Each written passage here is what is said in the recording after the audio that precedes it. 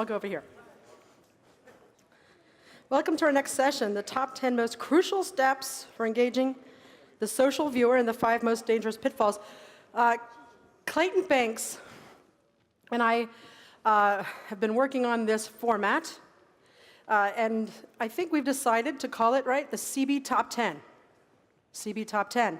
And Clayton, I think, is really good at this and drawing out our priorities. And we invited this group of people to really think about what works and what doesn't. So I hope you enjoy it. Thank you. Clayton. Hi. Thank you, Tracy. Yeah, this is going to be one of those good sessions, friendly sessions. We're not going to have the abuse that some of the sessions have had. Just kidding. But I did want to, I mean, don't we all want to give Tracy a hand for this whole thing?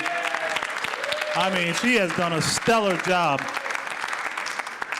And Richard. And so our panel is going to be talking about, there's been a lot said about social television. A lot said about second screen, a lot said about companion watching and so forth. So we're going to try to say some new stuff, but don't be surprised if some of it is recycled. I am Clayton Banks. My company is called Ember Media. I'm the president and CEO of Ember Media. We are a digital agency that develops apps. One of our current apps out right there we did with PBS. PBS did a documentary called More Than a Month, which is a story about how to get rid of Black History Month. And we did a companion app called More Than a Map. So if you have your iPhones or your iPads, go get the app. And it's one of these landmark apps that is evergreen. So it continues on even way after people have seen the documentary. So we are very much involved in all types of development, not only on the mobile devices, but on television as well as the web. So that's a little bit about me and Ember Media.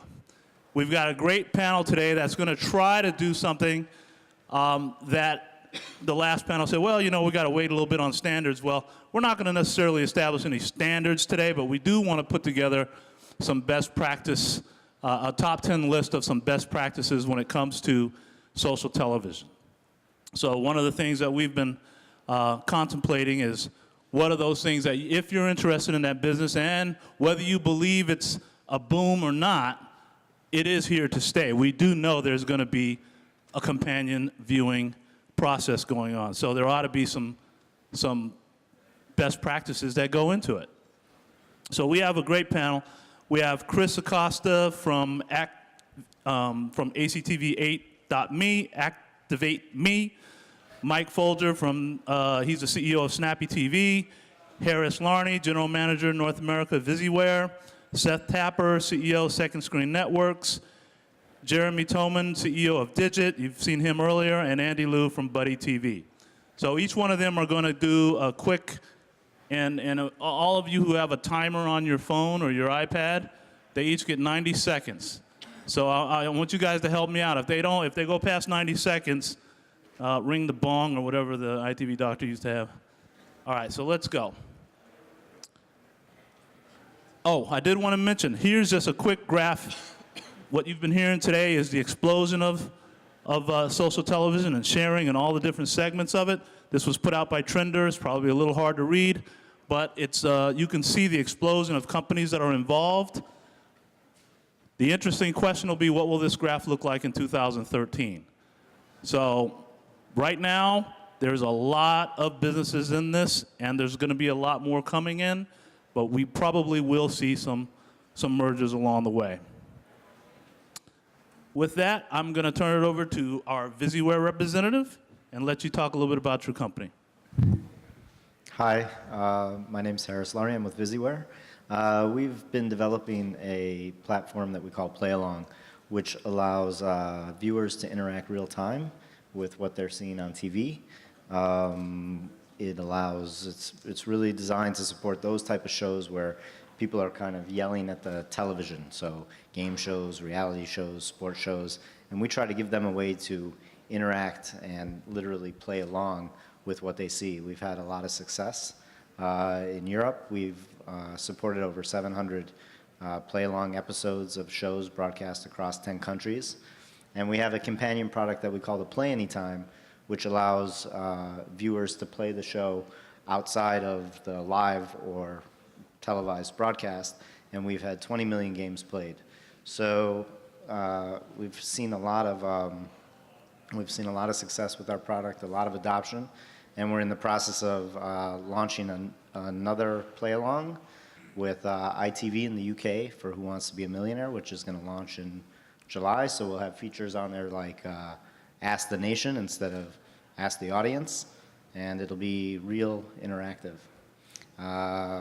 We have a history of interactive television gaming for our company. We have been around for 15 years, so we're not new to the space. But over the last 3 years, we've really tried to focus on the social TV. And in January of this year, we raised 5 million euros to focus on social TV in the US. Thank you, Harris. Next up, Snappy TV. Mike Fogner from Mike Fogner from Snappy TV. Snappy TV is a platform for media companies and content owners to publish your content to a social audience in real time. Typically, you're set up to publish to your website 4 hours or a day later, publish video clips and full episodes to your website. But the world has changed, and your audience is tweeting and on Facebook and Twitter while they're watching the content live.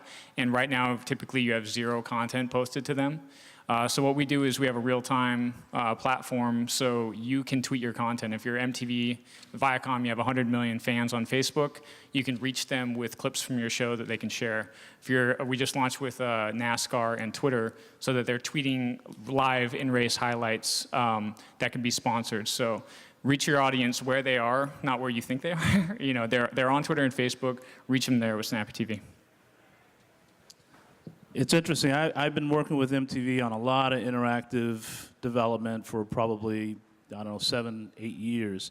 And one thing that I can be a witness of is it continues to get better.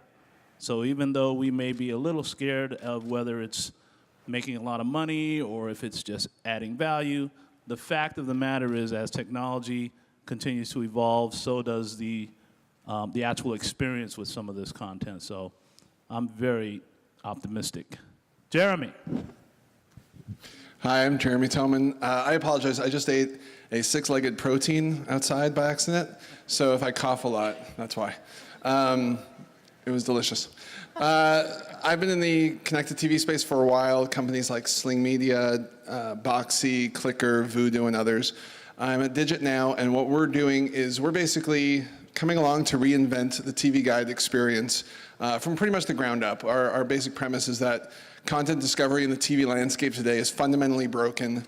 We're based entirely around velocity, aka popularity, social graph, and collaborative filtering engines. And fundamentally, we think people are tired of being told to watch Mad Men. It's a great show. I have nothing against it. It's phenomenal. But there's so much else out there on TV. I hear time and time again, I have 500 channels, Netflix, Hulu, and iTunes, and I don't know what to watch. And so we're building something to solve that problem, and we'll be launching in about a month. Thanks. Next up, Debate. Hi. Hi, I'm Chris Acosta from Activate Me. Activate is a companion app company with the infrastructure to support network shows. We create the season companion apps for The New Girl for Fox. We, in partnership with Mark Burnett, created the last season of the Celebrity Apprentice companion app. And in a few weeks, we're going to have the companion app for the Glee project for Oxygen. So our fundamental DNA is having the technological infrastructure, all the bells and whistles that we've seen many various players here have, whether there's a commerce infrastructure, an ACR, And every solution is different. Every show is different. There's no cookie cutter boilerplate for each interaction. So we work closely with the networks and the actual creators of the shows to actually make sure that the companion app is unique for that experience and for that audience. So while an audience for The Celebrity Apprentice is a vastly polar audience to a much younger audience like the Glee Project, we make sure that it actually is something that's unique and engaging. The company itself is founded by veterans that have been in the entertainment industry and technology, and also from digital production. I've been in digital production at various of the verticals, Time Inc., Comedy Central, as well as a stint in Hollywood when I represented technologies, writers, directors, and actors as well. Thank you, Chris. Second screen, we have Seth. Hi. So Second Screen Networks is working to be the ad tech company for this space. So we have an integrated ad syncing platform that enables ads on TV to be synced in real time to ads on the second screen on any platform or on the web. And we're working to integrate with everybody in the space so that we start to develop a standard way for delivering, tracking, and the workflow for developing these ads. And we're also an ad network, so we represent unsold inventory in people's apps to brands so that they can buy a single place and they can buy across the whole landscape so they can start to get reach. And one of the things we're also doing is finding, we're going to talk at this panel a lot about what works and how we make second screen experiences really compelling so they start to scale. What we're seeing is that people are already doing at scale, they're multitasking. People sit in their living room. How many people here check their email while they watch TV? Most people. And what we find is that people are doing that, and they're doing all kinds of things while they watch television. So one of the things that Second Screen is working at is finding people wherever they are on the web or in an app while they watch TV and being able to serve them synchronized ads. And so that's something we can talk about as we go forward. Thanks, Seth. And last is Andy from Buddy TV. Hi, I'm Andy Liu. I like to say that Buddy TV helps people consume more TV than they really should. At Buddy TV, we built a powerful TV guide for your telephone, your tablet, or your connected TV. We actually combine all the linear TV programming that you have along with all the over-the-top sources that you have into one guide, and our goal is to get you to watch something great in less than 20 seconds. Beyond that, we actually have a full remote control, so if you have the devices in your living room, it actually tunes in your devices. And then once we know what you're watching, then we pull you into a very compelling companion experience. So we have an editorial staff that covers the shows that you're watching. Also allows you to bring in a viewing party, so you can bring in your network into talking about the shows and really engage with the shows that you're watching. That's Buddy TV. Thank you. So I think we can all agree that everyone here at this table is not only active in the space, but has some successful products launched. I wanted to ask to the panel in general, and maybe we can start with you, Andy, in terms of your app, how are you measuring the success of that app? There's been a lot of talk today about whether, there's a large enough audience to determine whether it's successful or whether it's just a kind of a companion sort of added value, or whether it can expand the audience. How do you guys look at that? Yeah, that's a loaded question. For us, the success is defined by how many daily active uniques that come on and use the app. We know that we're doing a great job if we can deliver great recommendations, getting people into content that they want to watch. And our users are coming back 6 times a day. And so when we know that we're delivering really, really fast and getting them into the content they want, that's also a metric. So those are the 2 metrics that we're measuring for success. Ultimately, we also want to measure engagement. How long are they actually spending on the app? But right now, we're very focused on, number one, how many people are coming on every day, and of each day, how many times are they coming on?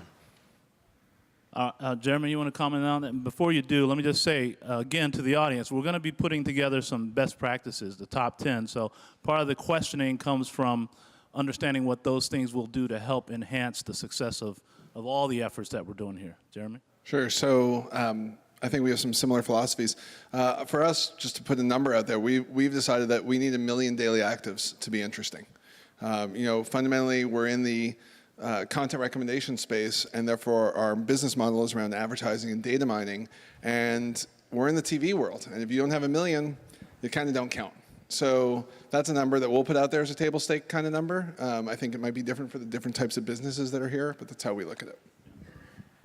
Anyone else want to comment on that? If not, I did want to ask, there's been a lot of talk about events and big shows versus your primetime shows. How are we looking at that from a development perspective? Are we prioritizing the events over the regular primetime shows? We just saw the, I think it was the Grammys that just did a tremendous job with social television, and we're seeing the award shows and the Super Bowls. We don't hear so much about the TV shows as much. Does anyone want to comment on that? Well, I think part of that is because it's still an emerging area. The population and the adoption, those numbers. I mean, I can talk about what we do and the number of engagements and real-time sync events in an app, but I don't want to give away proprietary data that belongs to our partners. I think right now, the sort of steps that we're taking with the network shows are successful in terms of the level of adoption, how interesting they are, the number of, and it varies, the number of sync events tied to a show can be anywhere from a couple each act. Sometimes they're tied to commercial breaks, depending if a sponsor is there. But I think that it really depends on whether it's a live event or a TV show.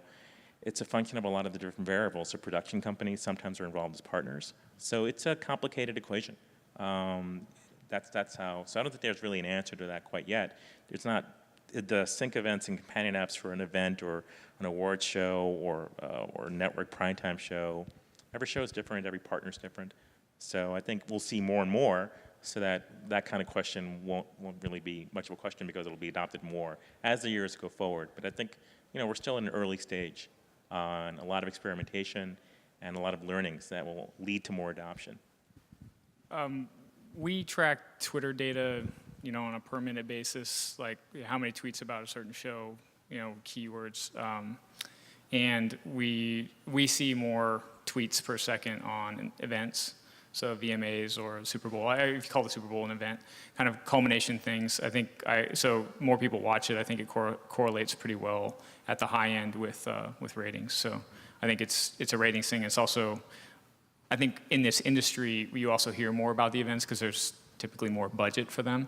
Like, for whatever reason, it's easier. It's a lot of times, like if you look at what MTV just did with the, we were part of the tweet tracker for the movie awards, and it's just, real-time Twitter interface for, pinning buzzing moments, and you take a picture of it and you can pin it to Pinterest or tweet it.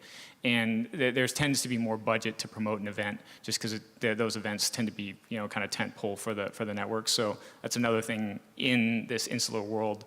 You hear more about it because there tends to be more budget, more companies involved. One quick thing on that, and we don't even really look at the Twitters, but anything that's not appointment TV, so anything outside of news, sports, events, season finales, et cetera, everything that could be classified as catch-up TV doesn't really fit into social very well. Every stat right now is only based on East Coast watching, because us poor West Coasters are utterly ignored, and I hate to think what happens if you're in Central. But there's no way to measure it right now. Like, does anyone really care who's watching season 7, episode 4 of CSI? It's just not an event. It's not. There's no social credit. There's no cachet. There's no curation. It's kind of meaningless. It's for ourselves, and I think that's okay, by the way. Well, let me add to that too, because I think that there's a real challenge in social TV, and I'm actually shocked that there's upwards of 100 companies trying to tackle the problem, because the space is just not large enough for 100 companies to figure it out. Just to give you a sense of how hard it is, ultimately, we have a website that has 10 million, up to 10 million monthly uniques talking about TV. And when I say talking about TV, less than 0.5% is actually on there discussing TV actively. The rest of them are all lurkers. And so if you're a startup and you're not able to get conversation going, you're not going to have enough lurkers to drive audience. So that's problem number one. And problem number two, I think Jeremy nailed it on the head, is that you literally have two categories right now that people are willing to talk about. It's either sports or reality TV or some tentpole event. Other than that, you're talking about CSI and these really high-rated shows. People are not talking about it right now. So it is very, very challenging to get the social TV piece right. It'll be interesting to figure out what these best practices are. Yeah, and I agree with you. And going to the fact of the different windows, I mean, our apps support the East Coast and the West Coast airings of a show. There are still interesting things you can do. For example, on Celebrity Apprentice, we unveiled a new General Motors car with Kraft Crystal Light brand. We were giving away real-time coupons that people could redeem.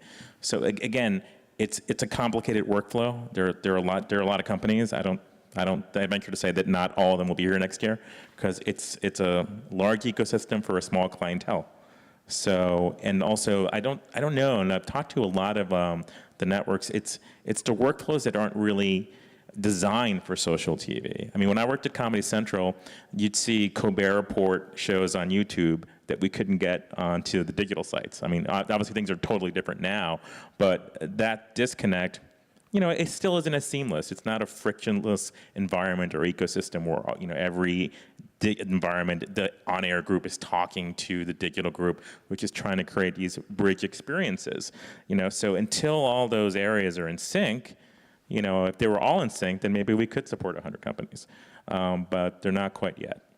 Yeah, I think, and maybe this is a segue to the best practices, which is that social TV is just not applicable for all genres, right? I mean, that's the basic point here. And so, I mean, as you talk about a live event, one thing we've been talking about at VisiWare is we think really, you know, today we've been trying to take social TV and kind of overlay it on what's already in the marketplace. And it's good for some things like the game shows and real-time stuff and sporting and all those things that we're really focused on. And we have some metrics against that we've seen, which is we've taken measures of shows prior to a play-along and post a play-along. And we've seen an increase in the viewership overall.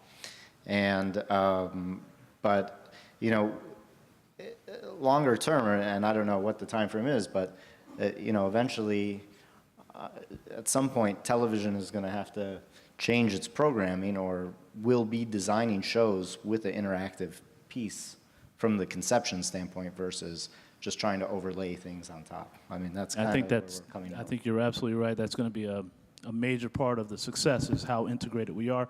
I'm going to take it just a little bit a step further. I know for us, we build a lot of microsites for MTV on various shows. I'm curious, is you know, the web still a place for social television, or are we strictly talking devices now? From what I've seen, some of the more successful campaigns obviously integrate both. But I was curious on your own experience, do you spend as much time thinking about the web experience as you do the device experience? Well, I mean, because we work inside of a lot of different apps and sites from all kinds of people, what's interesting is that we see a lot more traffic on the web, almost universally, no matter what device that, you know, and a lot of times people spend a lot more money building the app and a lot less money on the web version, and yet there's more traffic on the web, almost always.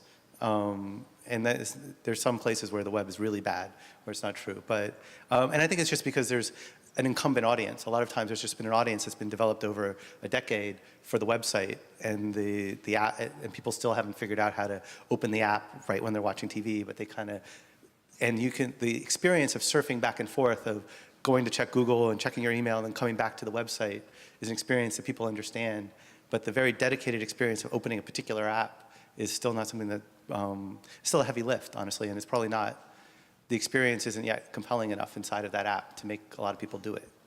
That's what we're seeing. I'll tell a story about Buddy TV. We started back in 2005. We built a social TV platform on Media Center. Probably not many people know what Media Center is, but it's this product that Microsoft built, and it was a compelling product. It was a live stream where you got the celebrity from the show actually talking about what's going on in the show. At best, we may have gotten 1,000 people simultaneously on a show. The aha moment for us was that we took that transcript and put it online and had 50,000 people read the transcript. And so the use case is actually really compelling on the web right now. So the web right now is after you watch a show, you're like, oh man, that was a crazy cliffhanger, you know, now I want to read what, you know, the critics say. And the first place you go right now is not to see a tweet from Twitter. The first place you go is, hey, I'll check Google, find out who's talking about on Buddy TV or Entertainment Weekly or what have you, read about that, and that starts the conversation. And so as our traffic spikes after show airs, I think the use case is really, really interesting on the mobile platforms, which is why we're investing in it. But I just, I don't see the scale yet right now, and we're hopeful that it's going to come. That's a good point. I'm going to just advance the slide to our list of practices that we have talked about in our group. Hopefully you guys can see that. And I'll ask the audience, if you have questions right now, feel free to participate. But we're going to go through this list, and there may be some things here that you guys don't agree with. There may be some things that are missing. We would love to get your input. I'm going to try to convince Tracy to publish this through her website. So this will become, very popular and hopefully well read. So we really want you to be involved. You'll be able to, say, hey, I had something to do with that. So we really want you to be involved. If you have questions right now, like I said, please raise your hand. But here are some things that we've already discussed a little bit in our own meetings, and there are some that are pretty, straightforward, pretty, I think universal acceptance. But I could be wrong. Maybe somebody disagrees with it. So, as you can see here, relevant content, and I'm going to ask Jeremy to actually. Why don't you talk about that just for a quick second, because I think we're universally agreed on that, right? So. Yeah, I think we talked about this one on Prep Call. We all had a brief chat. And I think there have been a lot of different forays in, like, what's the supplemental content to go with the show. And my favorite example right now is actually still The Office. Whether you're a fan of it or not, if you watch The Office and you're a fan of it on Facebook, they basically have this, like, webisode after every single episode. Bravo did this Top Chef, and then they had this Last Chance Kitchen for people who got kicked off. Those are great examples of, you're a fan of the show and you're kind of hungry for more, and that wasn't a pun on Top Chef. But those are great examples. I think I've seen other examples. Nothing's really come to mind, unfortunately, because, ate a bug. But there's lots of people who've been putting out content where there's, like, really bizarre twists on content, where people will take it just down some weird rat hole, and I think they've all shown themselves to be much less successful. So I think that's... Yeah, that's exactly what we're looking for. So I think, and this list is, I guess, 15 different items. We're really trying to get it down to 10, so we're going to need your help. So I don't know if I need to wheel some coffee in here or not, but we need your help to help us get this thing down to 10. Easy posting capability, we've talked about that. That is, one of those best practices to make anything easy to do. And so I think universally we agree that that's important. Keeping the experience fresh. For us, and I think for the group, and at least for our company, one of the things that we find is people build apps and they leave them. They don't do anything to enhance them or grow them or make them a fresh experience for the user base. So we think that it's a best practice, obviously, to stay involved in your app on an ongoing basis, especially for companies like mine that are using, that are service-based. So a company hires us to do the job. If they don't engage us for a long period of time, that app may just have a very short life. Short question on that. Is there a cadence that you found that's best for refreshing content? It does depend on the content, no doubt about it. If it's episodic or if it's, a annual event or something of that nature, there is a schedule that you'll put together against the schedule of content that's coming out on the screen. I just think the one that's missing the most is collaboration with the content creator and the storyteller, because they know the audience, they know where they're headed, they know where they're going, and you're not anchored or tethered. And one reason I loved what Into Now was proposing is that they're drafting off the story and the audience that's already involved in the story. So I suppose it depends on the application, but it's the story that engages the user socially, and it's not up there. Right, just to that point. I don't see the word story. When I see creation process, I don't get that that's the storyteller. Well, that's what we meant. We look at, it's sometimes it's a story, but often it's the moment. What we found kind of, what we've centered our business around is it's the moment that people talk about. And that can be, in context of story, but often it's not. It's just if you look at the Twitter graph of every show, it spikes after something cool happens and everybody starts talking about it. And you can go back 45 seconds from that spike in Twitter, and that's your highlight. And every show has it, and actually the pattern's different for sports and reality than it is for the Twitter graph on a drama actually tends to spike at commercials because people talk about it when they're not involved in the show. And so it's the story in some apps, but we're about sharing the content of the show in the second screen, and that's actually just about the moment. What moment is everybody talking about? And then give it to them to share while they're on Twitter. That's kind of what we do. So story, but moments also important. Well, I'd like to actually use that to, what I see is that when you start to get, as an ad tech company, what we're interested in is enough scale to sell ads. And that's, several orders of magnitude more scale than anybody's got right now.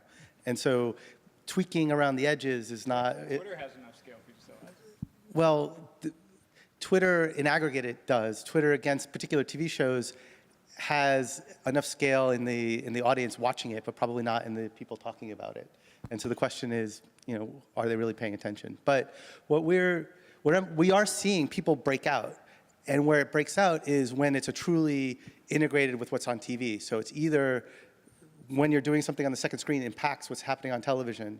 And so you're participating in, it's a much better experience to watch the TV show with the app than without the app, or vice versa, where the app itself is more fun than the TV show.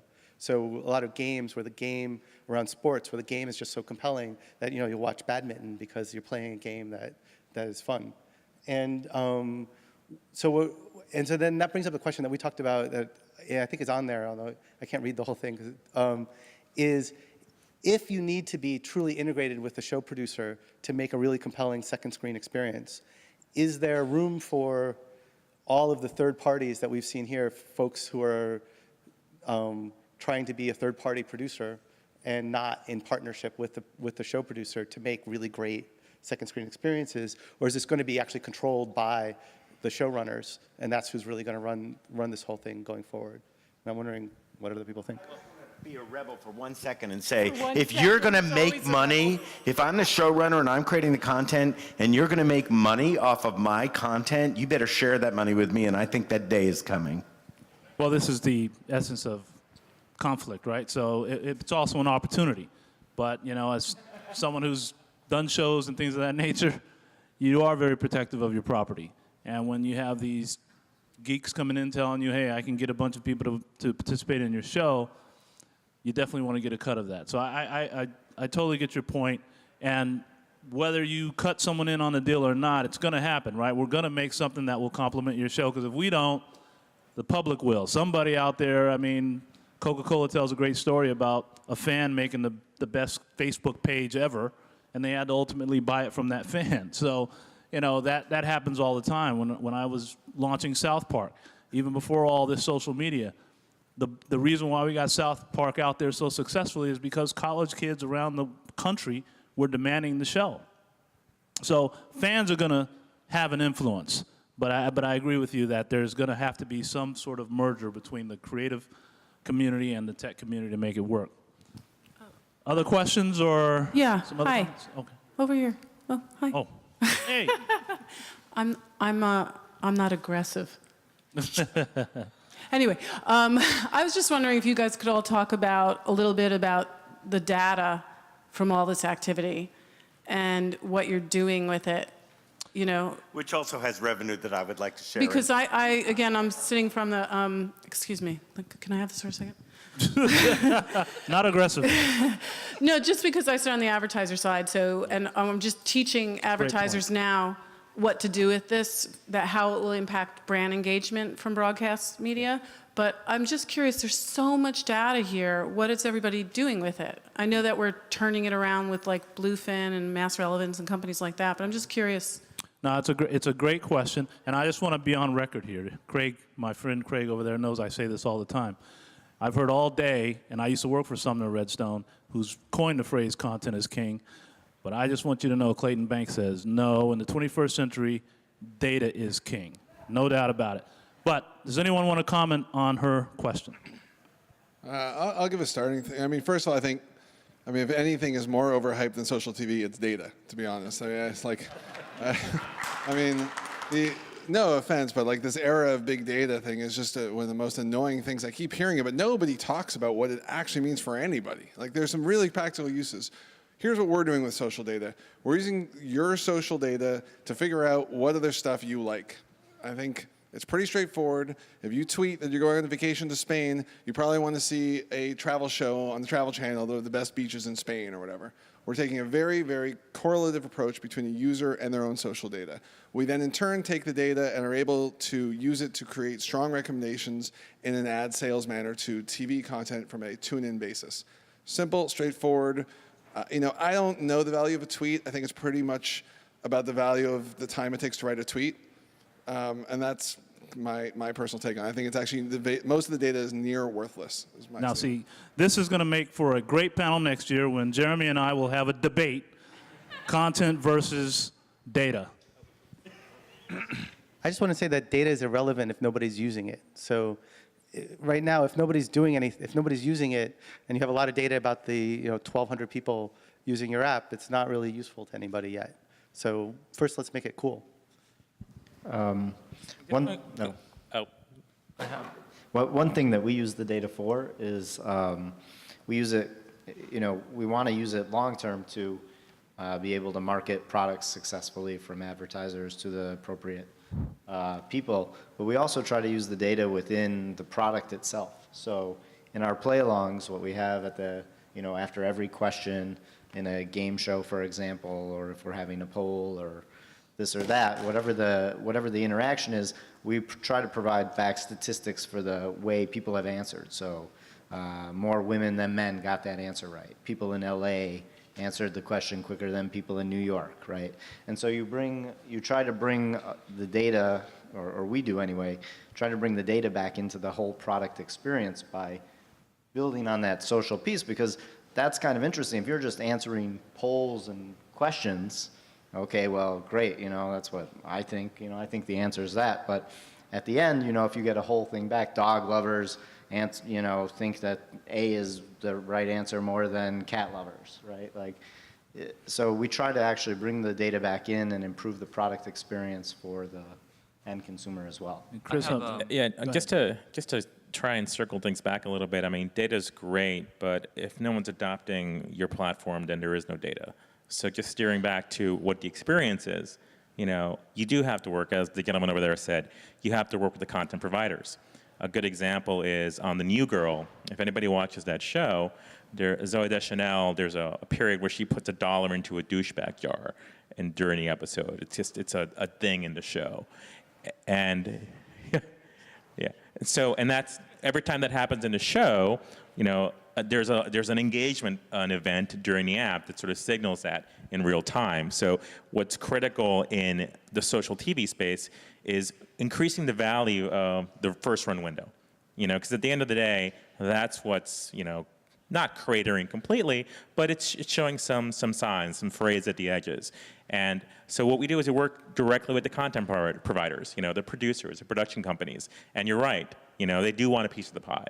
But again, those conversations get complicated because, again, there are network partners, distribution partners, and it's a to be determined model. But it's definitely going to be, it will succeed with taking the creative people and marrying them with technologies with a partner, whether it's Activate or another company, to really create those engagements that give you the data that you're looking for, or else you don't have anything. Well, let me come back to the list. Can I comment on something here? Who's talking? Holding on to this microphone now for like 5 minutes. I'm feeling like a fool. But so I just want to say this, that I work for Turner, and we've made an app for The Big Bang Theory, which is obviously not our show. Anyway. Okay. See, I don't know anything about this. The point here is that it's not about working together with the original creator. It's about creating original content. Meaning, our writers wrote the content for the app. It's original, it's new, and the fans love it. But it is not created by the producers of that show. I think they care about the fact that it's original, and loud, apparently, but that's the thing that matters the most. Well, it's a good point. I think that it's probably room for both. There's room for original and there's room for integrated. And I think that we're going to see a world that continues to shake out from that perspective. Let's get back to the list. I want to just, and I know there's some points to be made. It's in partnership with them, so it's created by producers like you, but it's not done in a vacuum. That was my point. All right, so let's eliminate some things off of this list. Who feels passionate about, as a best practice, that you have to provide incentive for viewers? Anyone on the panel? Well, anyone in the audience? If incentive How do you define incentives? Yeah, if incentive means Vigil-style points or badges from, then that that's. I'm talking on a universal level. So whenever you start to think about social television, whether you're a developer or a producer, should this be set up as one of your best practices? If the experience isn't fun enough that people want to do it without you having to pay them to do it, then it's not a successful experience. And so, no. I mean, the level of gamification I think you're talking about, if that's what you're referring to, it really varies. You know, on the Turner app, which I like a great deal, you know, there isn't like that point system, you know, for engagement. So it does vary. It really depends on the show. If it's a game show, probably good. If it's Big Bang Theory, probably not, unless there's a sponsored event and a sweeps. But it really does vary by the opportunity that week or that airing. One of the things, if you ever sit in, like, I don't know if you've ever heard like Sean Parker or Mark Zuckerberg or somebody, Jack Dorsey, talk about why they built Facebook or Twitter and what the core value that they're solving. One of the things that I find we often approach these apps as like, what can I do for my show? Or what can I, in incentives, what kind of game, what can I give them? Like, the real question is what core thing are you solving for that person? What can they do with this that they wouldn't otherwise be able to do, and is that really valuable to them?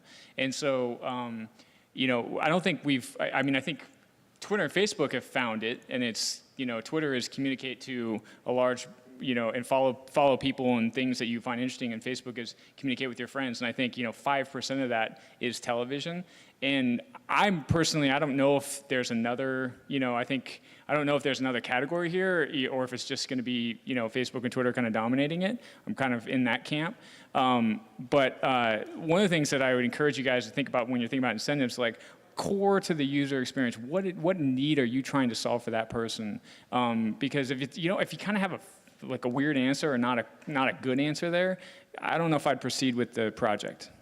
Yeah, I think, I'm sorry, I'll be quick. I think kind of going to what Chris was saying, it really depends on on what it is you're talking about. So we do a game show in Spain, and it's a game show. So there's a leaderboard, and there are points, and you get points, and if you are at the top of this leaderboard, you have an opportunity to actually be on the show, right? So it's feeding into the whole fan. It's feeding into something that people want. It's different than the Vigil approach, which is kind of paying viewers to use the product, but it is still an incentive standpoint to engage the viewers and make an experience relevant for them. I'll take almost a contrarian approach, although I agree with what you said with game shows. So there's this whole social theory around double rewards, and basically they come back to haunt you. And double rewards works like this, is if you have a natural reward system, it could be anything from moral to cultural to social, whatever that thing is, then you're likely to do that thing. If you are then given a second reward on top, it actually poisons you against doing that thing. So for example, if I give a user a feature that helps them, and then in addition to them clicking on that feature, I'm also trying to give them points or stickers or whatever, I tend to actually sour them on me. And it's a really, really careful thing, because I think way too many companies are doing this thing where we're trying to reward people to do stuff that they like doing. Well, let them like doing it, because it's actually the number one reward they can get is the thing that they wanted. And there's, by the way, tons of studies on this, okay? It's proven, hands down, that if you reward someone for an activity they would normally have done, you are likely to sour them. So just keep that in mind. If I could just cut in there, because I've been holding this mic for 10 minutes now. Longer than the other guy. Sorry, I just wanted to say to your earlier point, I think that ultimately you're talking about people who actually have I think there's going to be so much clutter out there that you're going to need to incentivize people. And I study, I do research in the UK, and we look at behavior on all platforms. And we're still finding, basically that 50% of TV is still live, that, yeah, people are using apps to Twitter and they're using apps to Facebook, but that really, the experience really is enhancing, but they'd also text their friends about what they love as well.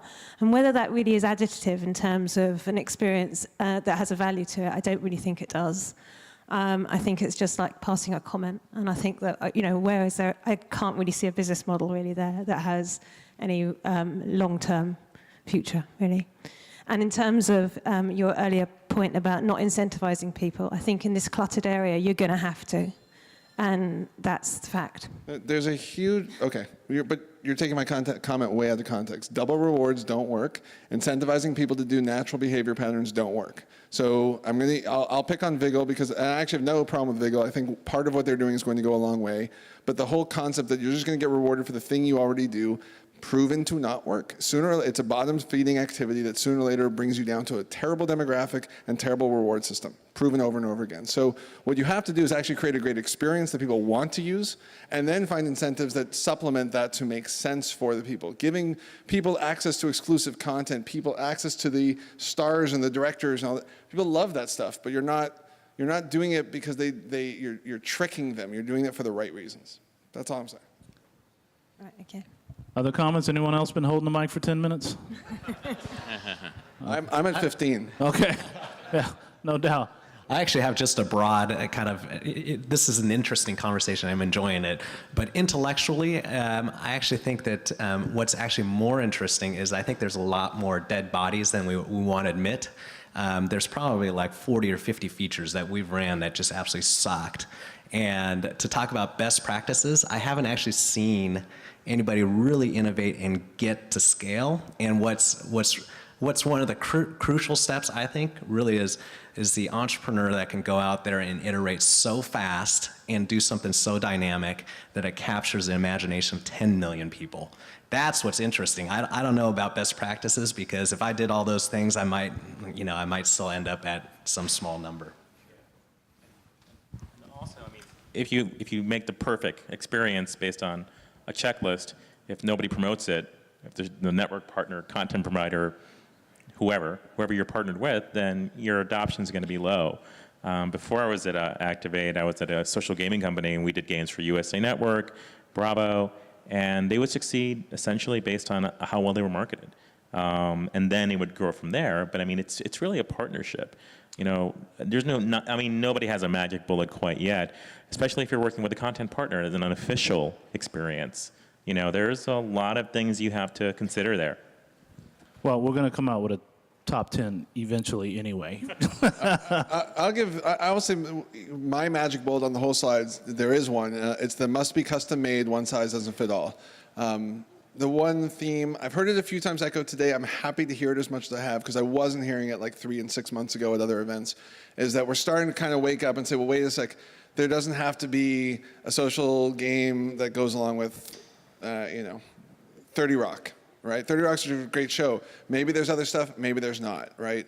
Not everything needs its own app, and in fact, not everything even needs any form of a companion app. I'm sure there's stuff in your app that's a really popular show that has almost no engagement. I went looking at the comparison between Game of Thrones. I used GetGlue, even though GetGlue, but I looked at them for Game of Thrones and then the Charlie Rose show, and it's a great one to look at because nobody gets a sticker for Charlie Rose, right? And I think we can universally agree it's considered quite a good show with quite a good audience. So I think we need to get past thinking we're going to solve it with this app or this thing or this feature or this toy. Yeah, I mean, I would love a Charlie Rose app because, look, think about it. If you had like a DVD extra kind of thing where he's talking to, I don't know, Bill Clinton, and then while you're watching it, you get talking points or videos that, again, enhance that real-time experience, then what is on paper a really bad idea, Charlie Rose second screen app, is a good idea. So it's all execution. It's all about how you partner with the digital production groups and Charlie Rose in that case, and also how you market it. So that's a good point that you made about the top 10. Anyone else feel passionate about any of these issues? Good. I mean, you know. I'm going to talk about, I can't see it, but I think we talked about you need a marketing strategy. One of the big things I see over and over again is that people invest a lot of money in their app and in thinking through the app, but then don't have, you need a lot more money than you spent building the app to market it, to tell people about it, or you end up with an app that goes nowhere.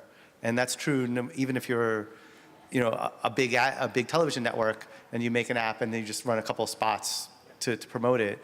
It's not enough. You need to really have, you need to treat it like it's a consumer product and you're trying to get it out there. And that's a hard thing to do. So I would say that that's a big problem we see. Okay. I'm gonna because we're gonna be running out of time soon, I do want to show you the audience here that we also talked a little bit about some dangerous pitfalls out there when it comes to social television. And I think we sort of said, there's a lot of things that are getting tried, and we are in that trial period, but there are some things that are evidently, dangerous when it comes to putting something out there. So opposite of some of the things that we had on the things that are crucial to do, if it's a complicated application or a complicated solution, you're going to have a depressed result. So you got to keep it simple. Content for social viewing is not interesting. So, the same sort of thing. You can put together an app, as has been said on this panel, and if it's not interesting, you've got a nice app out there that's not getting any traction. So anyone else want to comment on some of these dangerous pitfalls? Has any of you experienced, I know all of you guys have had nothing but success, but has anyone had any of these issues affect them, or any issues that are not on the list that you want to warn the audience about that's all jumping in this category? Well, I'll comment on the adding social to on-demand content. Again, this goes back to my earlier point about all the different stakeholders working together. Generally, some of the applications, they each have different sync points. So not one piece of content is going to work on VOD, streaming on the destination website for the network. There's probably 4 or 5 different cuts. There's your first run cut, there's your rerun. Sometimes the rerun episode is cut down. The commercial times are different. So it's a pitfall, but it's a workflow pitfall. And to my earlier point, I think that the places that will succeed, both partners and companies like ours, are the ones that know how to manage that relative chaos. How do you work with all those stakeholders to unite them to create this cool experience? Because even if they market it, if all the groups aren't working together in no pun intended, in sync, then it's not going to work as well across all the different run windows and exploitations of that piece of content, which, the advertiser, it's just exponential advertiser opportunities with this new unique experience, but it's definitely something that needs to be more thoughtful in terms of how everyone works together. I'm going to talk about too conservative. How many people in the room are actually from a media company or own content that's streamed on television? Not a couple. So one of the things that, it's funny when I see some of these apps that get put out, it's almost like you're us that don't own the content. You're figuring out how to have some social engagement or something like that. It's like bringing a knife to a gunfight. You own the content. You can actually give the users what they're watching on television. So do a test. If you're canned content, cut a clip and then tweet it out synchronous to the show, put a bit.ly URL on it, see how much that gets shared compared to the tweet before it, the tweet afterwards. It'll be 10 times the engagement. You own the content and you don't put it out there. And it's one of the things that I think a lot of these approaches, even internally, actually, it'll be like the general counsel will say, oh, we can't do that because of our affiliate issues. You actually can. If you read your rights agreements, you have the right often to put out 5 clips during your show. And it's just I think a lot of, especially internal media companies, are too conservative with their own approach, and you put out apps that kind of look like something that I could do, and it bewilders me because I don't own the content, I can't do it, And so we power this on. This is obviously agenda speaking, but try it. Take a clip, put a bit.ly URL on it, and see the engagement to the tweet after and before it, and you'll never go back. I'm gonna bring this to a close. Jeremy, you're gonna get to say something, but I do want to say that we're going to still continue to work as a group and figure out how to get this down to 10, and any influence that you guys want to have, send it through Tracy. And I'd also like to hear, maybe over a beer or something today, your favorite social television app. One of mine right now is Team Coco, that follows the Conan show. It's a great companion app if you don't have it, or if you like the Conan show, I think you'll like it, the Tonight Show. So I'd love to hear what you guys are using and what you're enjoying and what you like about it. Jeremy, you want to say a couple words? Sure, very quickly. First, just 2 pieces of advice on the negatives. One, don't chase unicorns. Don't believe every blog post you read and everything about what's going on, and like just because you're hearing one company's going social, you have to go social, you have to go second screen, you have to go this, you have to go smart. Like per a lot of these comments, figure out what's the right thing for your content and your audience, because they'll figure it out with you. And the second thing on that is, especially we as technologists, so for everybody who didn't just raise your hand, all the technologists in the room, the amount of removal we all are from the real audience of TV is amazing. The truth is, even those of us who've been doing it for 10 or 20 years, still you get further and further removed from the average TV with 4+ hours of TV on a night, where they want to escape. And the more experiences, the more immersive and the more experiential and the more clicks and the more buttons and the more screens are taking away from the very nature of what people want to do with their time. And I'm not going to go with the word revolt, but I'm going to go with the don't overdo it, because there are certain things that are beautiful. Just sit back and let it happen. That's a good way to bring this to a close. I want to thank our panelists. They shared a lot. I know a lot of times, you got to be careful what you say in these forums, but I believe that they were very open and transparent. So let's give them an applause for their effort. And I wanted to thank all of you, because I know it's the end of a long couple of days, and we appreciate you coming out and supporting us and being a part of this panel. And I'll turn it over to Tracy. Thanks, everyone. Oh, hello. Thanks, Clayton. All right, everybody, we have